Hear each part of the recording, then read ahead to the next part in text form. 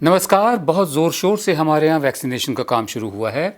इसे बहुत बड़ा कदम बताया जा रहा है, एक नेशनल इवेंट बताया गया है और इंटरनेशनल इवेंट। कुछ चैनल्स तो यहाँ तक सेंटिमेंटल हो गए, जज्बाती हो गए कि विश्व गुरु वैक्सीन वगैरह इस तरह के इन्होंने सब कर दिए।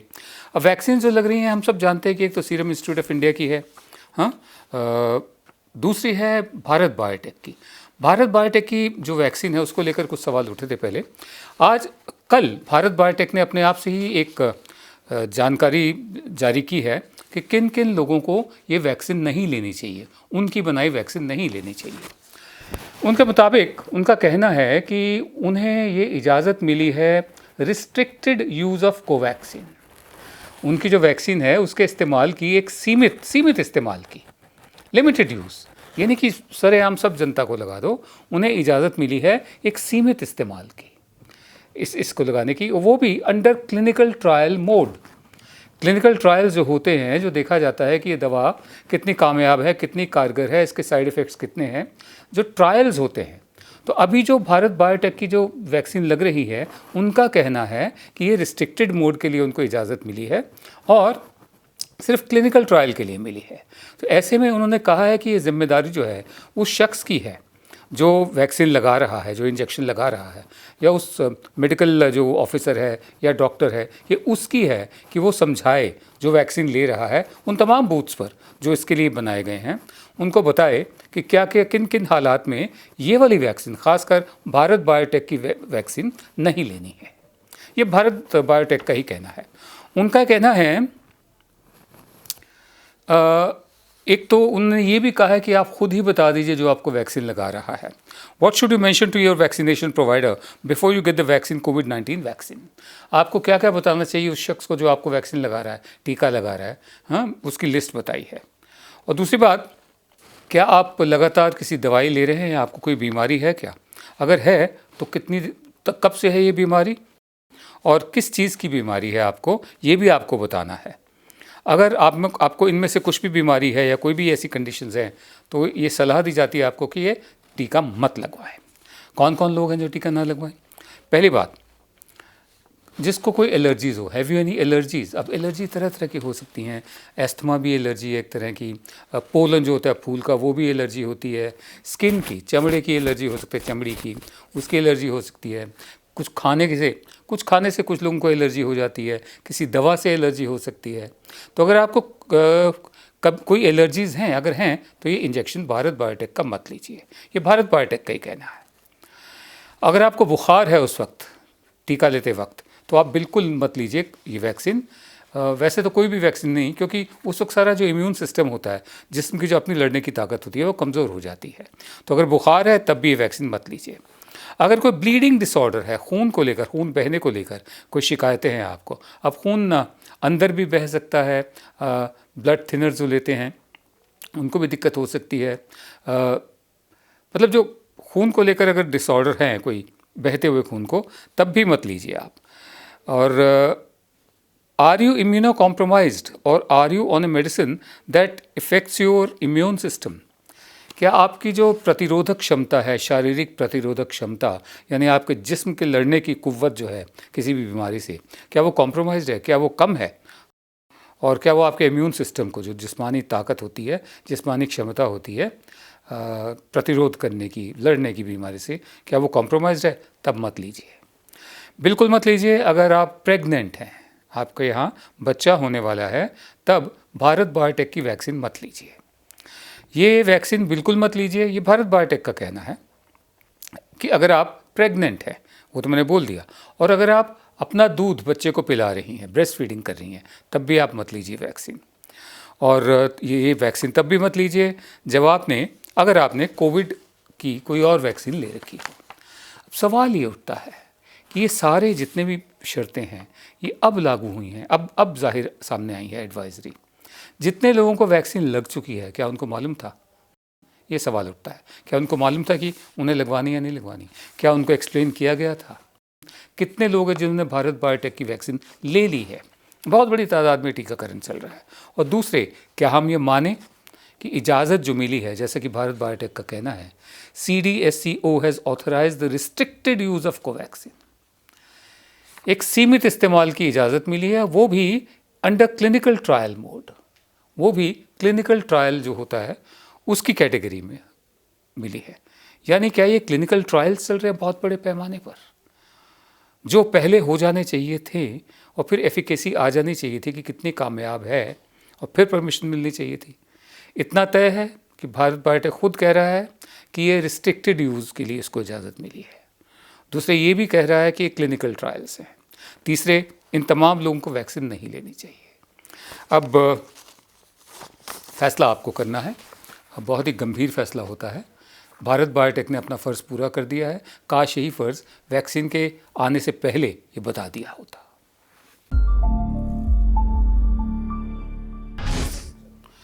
बड़ी धूमधाम से सुप्रीम कोर्ट ने कमेटी बनाई थी जो किसानों का आंदोलन चल रहा है। सुप्रीम कोर्ट ने कमेटी जो बनाई थी इसलिए बनाई थी कि किसान संगठन भी वहाँ जाएंगे, सरकार अपनी बात रखेगी, कमेटी फिर अपने सुझाव सुप्रीम कोर्ट को देगी, सुप्रीम कोर्ट अपना फैसला या सुझाव सरकार को देगी। मतलब एक पूरा सिस्टम बना रखा था। लेकिन कमेटी, जैसा हम सब जानते हैं, बनने से पहले ही भंग होना शुरू हो गई थी। जस्टिस लोढ़ा, जिनका नाम लिया गया था, उन्होंने पहले ही अपनी मजबूरी जाहिर कर दी कि वो इसकी अध्यक्षता नहीं कर पाएंगे।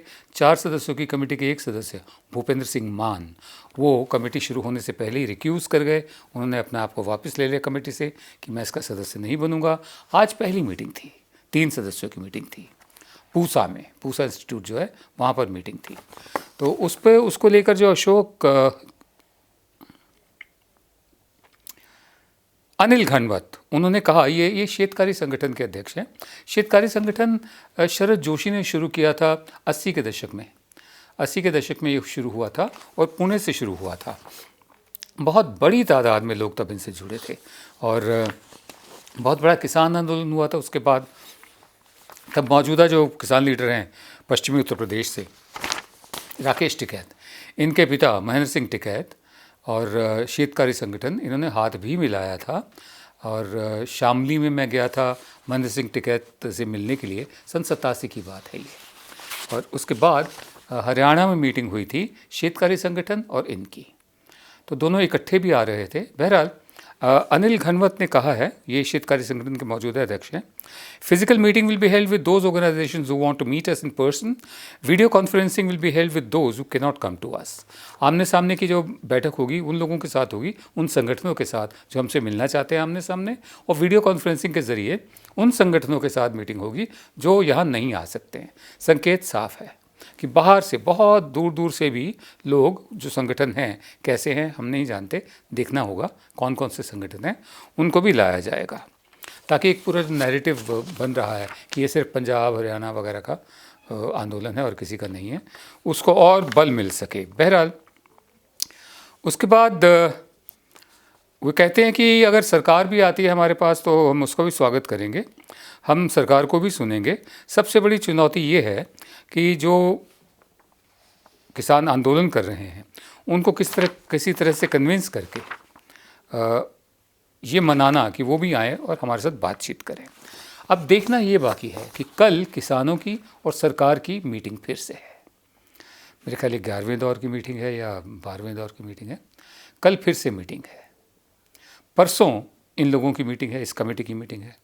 देखना ये होगा कि जो किसान संगठन सरकार से मिल रहे हैं, इनमें से कितने लोग, कितने संगठन कमेटी से मिलने जाते हैं, ठीक है, और कितने नहीं जाते हैं, और कमेटी से मिलने कौन कौन से ऐसे संगठन आते हैं जो सरकार के साथ बातचीत में शामिल नहीं है। स्पष्ट हो जाएगा कौन किसके साथ है। रोज की तरह आज के शो का समापन भी एक कविता से। आज की कविता है डॉक्टर अशोक वाजपेयी की। डॉक्टर अशोक वाजपेयी हिंदी जगत में जाना पहचाना नाम है। अभी 3 दिन पहले इनकी 80वीं सालगिरह मनाई गई।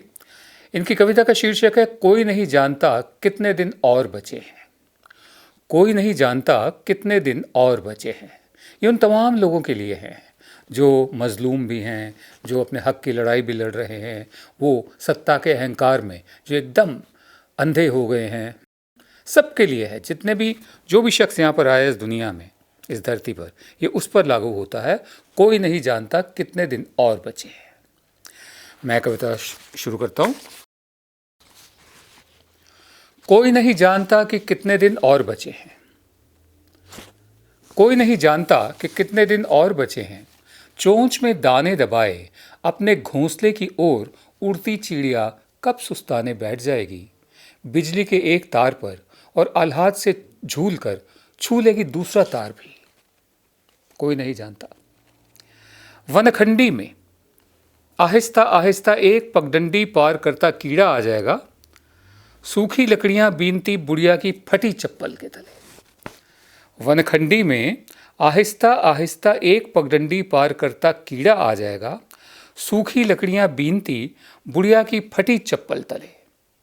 कोई नहीं जानता। रेल के इंजन से निकली चिंगारी, रेल के इंजन से निकली चिंगारी तेज हवा में उड़कर चिपक जाएगी एक डाल पर बैठी प्रसन्न तितली से। रेल के इंजन से निकलती चिंगारी तेज हवा में उड़कर चिपक जाएगी एक डाल पर बैठी प्रसन्न तितली से। कोई नहीं जानता। कोई नहीं जानता कि कितना समय और बचा है प्रतीक्षा करने का। कोई नहीं जानता कि कितना समय और बचा है प्रतीक्षा करने का, कि प्रेम आएगा एक पैकेट में डाक से, कि प्रेम आएगा एक पैकेट में डाक से। कोई नहीं जानता कि कितना समय और बचा है प्रतीक्षा करने का, कि प्रेम आएगा एक पैकेट में डाक से, कि थोड़ी देर और बाकी है, कि थोड़ी देर और बाकी है कटहल का अचार खाने लायक होने में, कि थोड़ी देर और बाकी है कटहल का अचार खाने लायक होने में, कि पृथ्वी को फिर एक बार हरा होने और आकाश को फिर दयालु, उसे फिर विगलित होने में अभी थोड़ा सा समय और है। कोई नहीं जानता। दस्तक होगी दरवाजे पर और वो कहेगी, चलो तुम्हारा समय हो चुका। दस्तक होगी दरवाजे पर और वो कहेगी, चलो तुम्हारा समय हो चुका। कोई नहीं जानता कितना समय और बचा है, मेरा या तुम्हारा। कोई नहीं जानता कितना समय और बचा है, मेरा या तुम्हारा। वो आएगी जैसे आती है धूप, जैसे बरसता है मेघ, जैसे खिलखिलाती है एक नन्ही बच्ची, जैसे अंधेरे में भयातुर होता है खाली घर। वो आएगी जैसे आती है धूप, जैसे बरसता है मेघ, जैसे खिलखिलाती है नन्ही बच्ची, जैसे अंधेरे में भयातुर होता है खाली घर। वो आएगी ज़रूर, मगर उसके आने के लिए कितने दिन और बचे हैं। मगर उसके आने के लिए कितने दिन और बचे हैं, कोई नहीं जानता। कोई नहीं जानता। नमस्कार। जब हमने HW न्यूज नेटवर्क की नींव डाली थी, तब हमने ये ठाना था कि न्यूज और इंफॉर्मेशन ये लोगों तक फ्री पहुंचनी चाहिए, मुफ्त पहुंचनी चाहिए, और हम आज भी ये वचन पर कायम हैं। पर जैसे आपको मालूम है, न्यूज चैनल चलाने के लिए पैसों की जरूरत है, तो हमको सबको न्यूज फ्री पहुंचाने के लिए कुछ मेंबर्स और कुछ सपोर्टर्स की जरूरत है। जी हाँ, मेरी आप सबसे गुजारिश कि आप सब HW न्यूज हिंदी की मेंबरशिप को ग्रहण करें। ये सदस्यता स्वैच्छिक है, यानी कि आप अपनी मर्जी के मुताबिक इसे ग्रहण कर सकते हैं, क्योंकि अगर आप इसे ग्रहण नहीं भी करते तब भी आपको HW न्यूज हिंदी के तमाम कार्यक्रम मिलते रहेंगे। मगर अगर आप चाहते हैं कि आजाद न्यूज जो है वो मजबूत हो, अगर आप चाहते हैं कि वो न्यूज जो सत्ता से सवाल पूछती है वो मजबूत हो, तो जरूर बने HW न्यूज हिंदी के सदस्य। जो लोग हमारे 89 रुपए प्रति महीने वाले कार्यक्रम से जुड़ेंगे, उनके लिए HW न्यूज का बैच विश मिलेगा। साथ ही साथ उन लोगों को हमारे एक्सक्लूसिव पोल्स में भी शामिल होने का मौका मिलेगा। इसके अलावा हमारा जो दूसरा मेंबरशिप कार्यक्रम है वो 199 रुपीस प्रति महीने का है, यानी कि 199 रुपए प्रति महीने। और इस प्रोग्राम में हमारे जो मेंबर्स हैं उन्हें 99 रुपए के प्रोग्राम वाले सभी चीजें तो मिलेंगी। इसके अलावा बिजनेस से जुड़ी हुई बातें भी हम करेंगे। हमारे एक्सपर्ट अखिलेश भार्गव से आप बिजनेस से जुड़े हुए अपने सवाल भी पूछ सकते हैं। हम उम्मीद करेंगे कि आप इस निष्पक्ष पत्रकारिता की राह में हमें पूरी तरह से योगदान देंगे।